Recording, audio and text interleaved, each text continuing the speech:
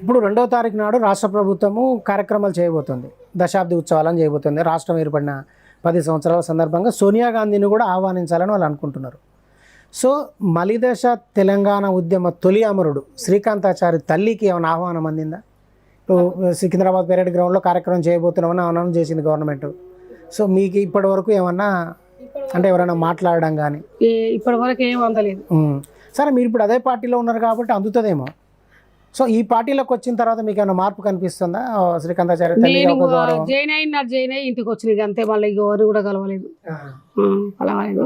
కాకుంటే వాళ్ళైతే ఇలా తెలంగాణ రాష్ట్రం ఇచ్చిన సోనియా గాంధీ గారు ఆవిర్భావ దినోత్సవానికి వస్తుంది. సంతోషించవలసిన విషయం. అమరులు చనిపోతున్నారని నువ్వు రాష్ట్రం ఇచ్చినావు. అలాంటి అమరవీరుల తల్లిదండ్రులు పిలిచి నువ్వు సన్మానం చేయి, 4 కోట్ల ప్రజలు సంతోషించే ఆవిర్భావ దినోత్సవం అవుతుంది. ఎందుకంటే ఇవాళ ఎంతమంది అయితే పిల్లలు తల్లులు కడుపుగాలు ఉన్నారో వాళ్ళని పిలువండి, వాళ్ళకి సన్మానం చేయండి. మీరేం కోట్ల డబ్బులు ఇచ్చేవాల్సిన 10 సంవత్సరాలు రాష్ట్రం వచ్చి నాయకులైనా ఈ అమరవీరుల తల్లిదండ్రులు కష్టాలు ఉన్నారు, మా ఇంటికి పూట భోజనాలు పిలుస్తాం, ఇక్కడ బువ్వ పెడతాం, లేకపోతే వాళ్ళని ఏదో ఒక సందర్భంగా ఒక అమరవీరుల కుటుంబాలను ఆహ్వానిస్తాం. ఆ గవర్నమెంట్ ఏం చేయలేదు. సరే, ఈ గవర్నమెంట్ ఏం చేస్తుందో కూడా తెలియదు. 5 నెలలే కదా ఈ గవర్నమెంట్ ఏం చేస్తుందో. ఈ గవర్నమెంట్ కూడా నేను కోరుకునేది ఒకటే, సీఎం రేవంత్ రెడ్డి గారిని, మీరు ఎంత మంచిగా అమరవీరుల కుటుంబాలను, ఎందుకంటే మేము బాధలు పడి ఉన్నాం, దుఃఖాలు ఉన్నాం, కష్టాలు ఉన్నాం. మా కష్టాలు దుఃఖాలు అన్ని కూడా మీరు తీర్చలేరు, మాకున్న సమస్యలు అన్ని తీర్చలేరు. మా పిల్లల పేరు మరవద్దు, మా త్యాగాన్ని కూలగొట్టొద్దు. మాకు మీరు బిల్డింగ్లు ఇయ్యి, ఇండ్లు ఇయ్యి, లేకపోతే మాకు ఆస్తులు ఏమో అని మేము అడగట్లే. మా త్యాగాలను గుర్తించాలి, మా త్యాగాలకు గుర్తింపు ఉండాలి. ఆ గుర్తింపు ఉండేటట్టుగా ఇప్పుడు జిల్లాల పేరు పెడుతున్నారు. నేను అప్పుడు కేసీఆర్ గారు ఇక్కడికి వచ్చినప్పుడు ఏమన్నాడు, అన్ని తెలంగాణ రాష్ట్రం వస్తుంది, జిల్లాలు విభజిస్తారు, సూర్యాపేట జిల్లా పేరు పెడతాడు. జగదీశ్వర్ రెడ్డి సార్ పెట్టనీయలే, జిల్లా పేరు పెడతా అంటే పెట్టనీయలే.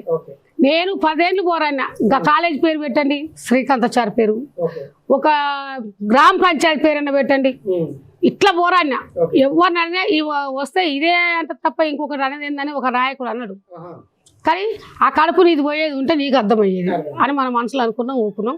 ఇప్పుడు రాష్ట్రం తెలంగాణ మళ్ళీ కాంగ్రెస్ గవర్నమెంట్ ఏర్పడేది కాబట్టి మీరు 10 సార్లు ప్రతిపక్షాల పార్టీలో ఉండి ఆ గవర్నమెంట్ అన్నారు, విమర్శించారు. ఇప్పుడు మరి ఆ గవర్నమెంట్ విమర్శించకుండా కావాలంటే మరి మాకు న్యాయం కావాలి కదా, మాకు న్యాయం చేస్తే. సో ఇప్పుడు ప్రతిపక్షంలో ఉన్న పార్టీ అధికారంలోకి వచ్చింది కాబట్టి వాళ్ళు చేసిన విమర్శలు వీళ్ళని అమలు పరచాలనుకుంటున్నా, అమలు పరచాలి రేవంత్ రెడ్డి గారు అని నాకు నమ్మకం ఉంది. ఇక ఎంతవరకు చూడాలి.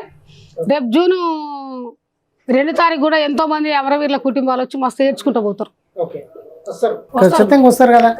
ఇప్పుడు వాళ్ళ పిల్లల ఆత్మ బలిదానంతో రాష్ట్రం ఏర్పడినప్పుడు అక్కడ ఉత్సవం జరుగుతున్నప్పుడు వస్తారు. ఆ వచ్చిన వాళ్ళను మంచిగా గౌరవించాలి. రేపు జూన్ 2 తారీఖు అందరు కూడా ఆహ్వానం పంపాలి. సరే, ఉద్యోగాలు రాని వాళ్ళకు కూడా, ఉద్యోగాలు వచ్చిన వాళ్ళే లిస్ట్లో ఉంటాడు కాదు, ఉద్యోగాలు రాని వాళ్ళని కూడా అమరవీరుల కుటుంబాలను పిలిస్తే సరే వాళ్ళకు కూడా తృప్తి ఏంటంటే నా కొడుకు చనిపోయింది కాబట్టి నా కొడుకు ఈ పేరు ఉందేమో అని అనుకుంటారు. కొంచెం గుర్తింపు ఇచ్చిరు, గౌరవించారు అన్నది ఉంటుంది అనుకుంటారు. ఇవాళ శ్రీకాంత్ గురించి మేము మాట్లాడుకోవాలంటే నాకు ఉంది 2 కొడుకులు. ఇలా ఏదైనా ఇస్తావు, ఇప్పుడు నువ్వు ప్రాణం తీసుకోమంటే క్లాస్ రాస్తారు, తీసుకుంటావా? తీసుకోలేడు కదా.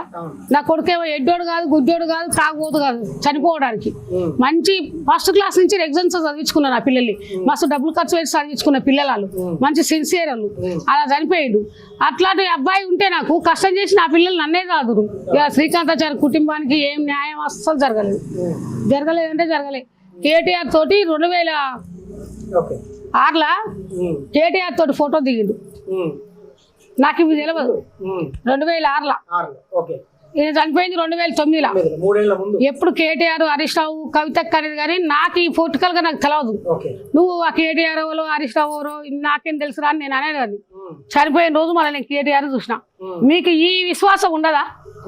ఈ విశ్వాసం ఉండదా? ఉండాలి కదా. సరే, మొన్న గవర్నమెంట్ పోయినా పర్వాలేదు, సరే 10 ఏళ్ళు ఇళ్ళనే ఉన్నా కదా, నాకు హుజూర్నగర్ ఇన్ఛార్జ్ అయ్యమని నేను కేటీఆర్ హరీష్ రావు గారిని అందరిని అడిగినా. సరే ఇస్తా అన్నారు. అనగానే మళ్ళీ జగదీశ్వర్ రెడ్డి సార్ పోయి నేనే ఇన్ఛార్జి హుజూర్నగర్ ఇవ్వరారని చెప్పి కార్యకర్తల మీటింగ్ పెట్టిండు. ఇక పెట్టగానే నేను కూడా కాంగ్రెస్ పార్టీలో ఇప్పుడు ఎందుకంటే మిమ్మల్ని కాదని టికెట్ ఇచ్చిన సైదిరెడ్డి ఓడిపోయి బీజేపీ నుంచి ఎంపీ క్యాండిడేట్గా పోటీ చేసిండు ఇప్పుడు. సో ఇప్పుడు అక్కడ ఎవరు లేరు వాస్తవానికి. సో ఆయన వచ్చిన ఆయనను మిమ్మల్ని కాదని టికెట్ ఇచ్చిన ఆయన కూడా పార్టీలో ఏం నిలబడలేదు. సో ఈ విషయాలన్నీ మాట్లాడినా మీరు, అంటే ఇక్కడ జిల్లాలో జరుగుతున్న వ్యవహారాలని? జిల్లాలో మాట్లాడినా, కేటీఆర్ గారితో మాట్లాడినా నాకు జరిగిన అన్యాయం ఏంది? సాయి చంద్ర చనిపోయిండు, పిల్లలు పాపం చిన్న చిన్న పిల్లలు కష్టపడ్డాడు, వాని గొంతు తీర్చుకున్నాడు, వాని మాంసం అంతా కూడా చెమటంతా కూడా తెలంగాణ రాష్ట్రానికే స్టేజీల మీద ఆరబోసిండు. కావచ్చు ఇవ్వాలి, మరి పదవి ఇచ్చిర్రు, అమ్మాయికి ఆర్థికంగా ఇచ్చిర్రు, సంతోషం. సరే నాకు ఆదుకోకున్నా పర్వాలేదు, అట్లాంటి వాళ్ళని ఆదుకున్నామంటే నాకు సంతోషమైన విషయం. మరి నేనేం చేసిన నన్ను అడిగేటోళ్ళు ఫోన్లు చేసి అదే కాదు నిన్న ఇవ్వాలి గాళ్ళకి ఇచ్చారు నీకెందుకు ఇయ్యరు, నా మీద ఏంది, నువ్వు పార్టీలో నీకు ఏ సంబంధం లేదమ్మా, నీకు ఏ పదవి అంటే నా ఆధార్ నేను చూసుకుంటావు. 10 ఏళ్ళ సంధి నలిగి వాళ్ళు మీటింగ్ చెప్పకుండా పోయినా నేను, ఎందుకంటే నాకు ఊర్లో తట్టుకోలేక కూడా మీటింగ్లోకి పోయినా. నేను ఉన్న కారణం కూడా హరీష్ రావు తోటి, కేటీఆర్, మా ఎర్రబెల్లి దయాకర్ రావు, వీళ్ళు నాకు ఒక తోడబుట్టిన రక్త సంబంధం లెక్క ఉన్నారు. ఆ 10 ఏళ్ళు కూడా ఉండగలిగిన. కానీ ఇప్పుడు వాళ్ళ మీద కూడా దయాకర్ రావు చేతులు ఉందా పదవి వేయడానికి, హరీష్ రావు చేతులు ఉందా పదవి వేయడానికి? ఎవరి చేతిలో లేదు. సపరేట్ ఎక్కువ